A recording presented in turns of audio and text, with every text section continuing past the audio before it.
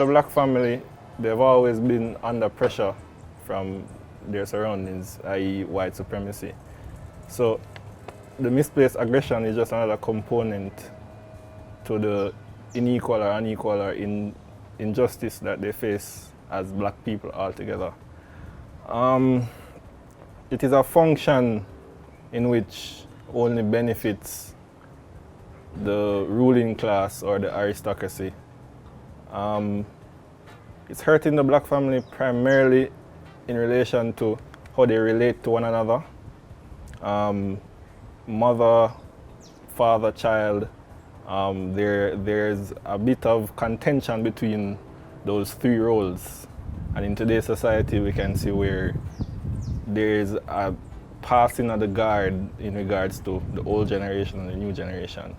So for me, the misplaced aggression is an indirect result of the material and spiritual deprivation that the black family has had to endure from slavery through to colonialism to what we have now as neocolonialism.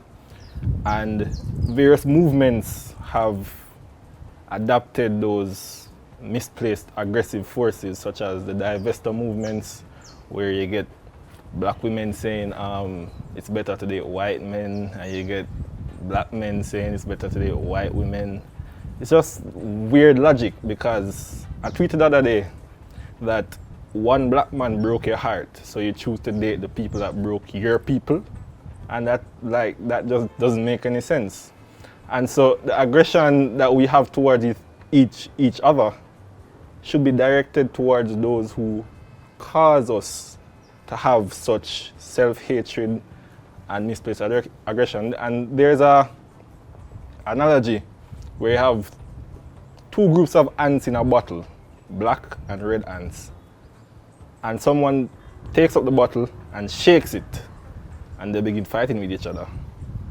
But they don't look to see what caused them to be fighting against each other. They're just fighting because of just that. And the invisible hand that shook the bottle is what we would characterize as the Europeans or the white people or the basically the black aristocracy that has sold out our people itself in order to join the capitalist class of white people.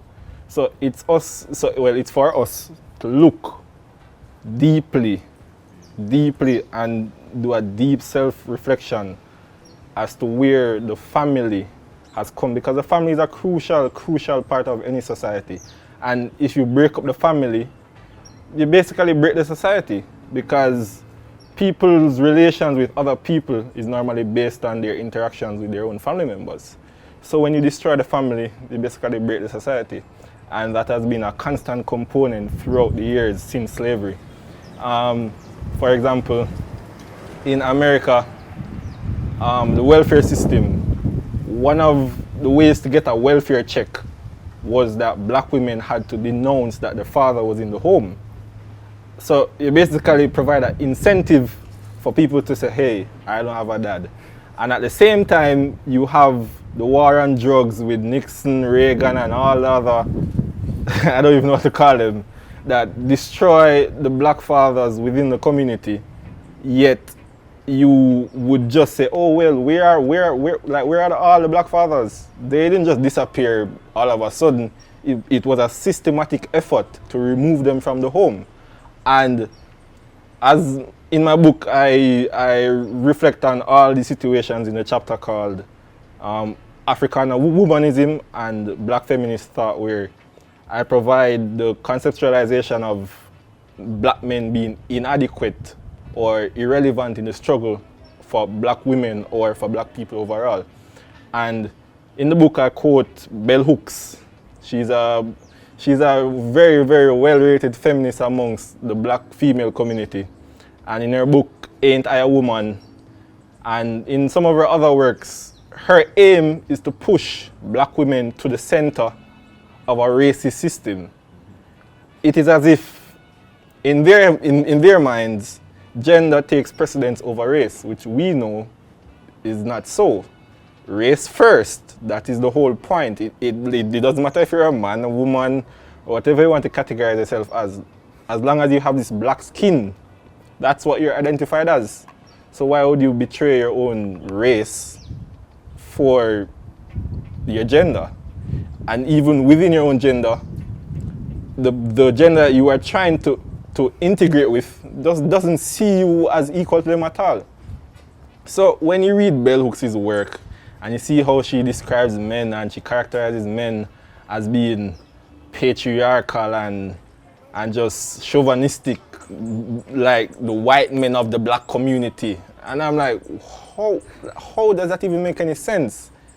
And I'm like, women are reading this stuff and they are internalizing it based on what they've experienced within their home, because let's not be just ridiculous and say that they haven't been some sort of abuse or anything like that.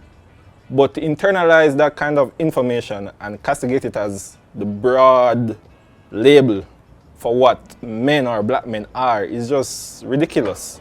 And even black men as well. When I see men characterize black women as, you know, like welfare mothers and all they want is money, and I'm like, do you not also see the systematic removal or denigration of women to you? The whole point of this is to separate you both from each other. That's the whole point of racism, white supremacy, imperialism, neocolonialism, capitalism. It is to divide and conquer. And if you divide your forces while you are already divided, because you're already divided in the first place, how do you expect to win a fight? There's no way you're going to win.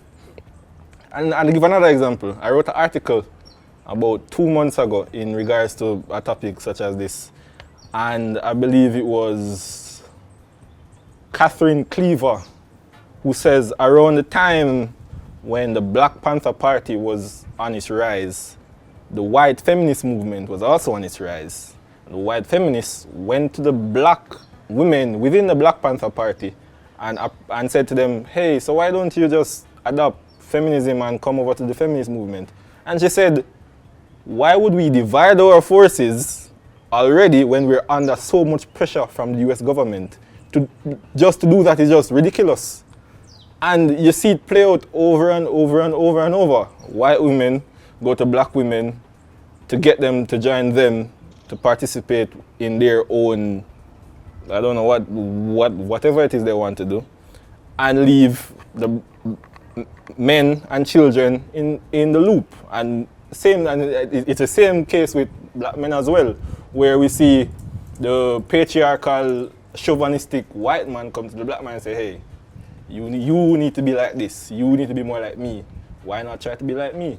And it's just a constant battle that people haven't actually realized is going on, like it's an active phenomenon. And to say that it has no bearing on who you are or the world around you is just silly. Because no matter what you think or what is your opinion on the situation, it is a known fact that that's what's happening. And to say that you don't care or you don't see any sense in it is to actively participate in your own oppression, which is what we've been doing for years upon years upon years upon years. And just think about it. The family normally changes with the economy. Because you can see pre-capitalism, the family was more extended, meaning your grandma, your mom, everybody lives with you. Everybody just operates as one big thing. Then the rise of capitalism that happened in the 70s, you see a more nuclear European model where just the mom, the father, and the child. And then when capitalism reached its heights in like the early 2000s, you would see where it's now a single family, just single mothers alone, and they guise it they disguise it in a way where they're saying women empowerment, where women should go and work, right? There's nothing wrong with women working. Don't get me wrong, but the guise was that you are doing it because you want to be released from the shackles of your patriarchal man, and that is just silly, because if you look at the statistics prior to the 2000s, men and women in the black community worked together. It was always a thing where you understood that within the situation you are, the best option for you is to stick together. Regardless of any differences you might have and any qualms you might have with the other person's family, stick together just for the good, just for the greater good, just stick together. But when capitalism comes into play, we all know the individualistic mentality that it brings. So they push that as an agenda to further disrupt the black family. And they also spew this idea that black men are this boogeyman that's going to oppress you constantly. And the funny thing is, for patriarchy to exist in this world, the first people subjugated were black men because we were seen as lesser men to white men.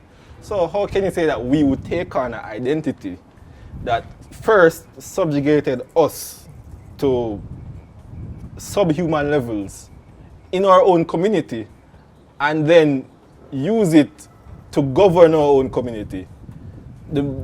There's a common misconception that people have, and because people aren't willing to read or do the research on their own outside of what they're presented with, and even when they do their own research, it's normally with biased biased people. It is just like even thinking about it now, I can't wrap my head around some of the rhetoric that I hear coming from just even within Jamaica itself. The rhetoric that I hear was just characterize ourselves as, and it's just disheartening, honestly. But you can't lose hope still, because if you know anything with humanity alone, things are always changing. We are humans. We move and we facilitate our change, whether generationally or intergenerationally. So all hope is not lost. If all hope was ever lost, then the world would die, simply. Because if you take a look at history, the world is always transitioning from one phase to the next. And unfortunately, we are caught in this phase where we are mentally enslaved, physically enslaved, spiritually enslaved. But it's for us to take upon ourselves to rebuild and remake ourselves to the best of our ability, right? And that doesn't mean it's going to be a utopia. There's no such thing as a utopia. There's always going to be differences, but as long as the objectives are clear, then your movement will flourish. Well, let me hear you say, man.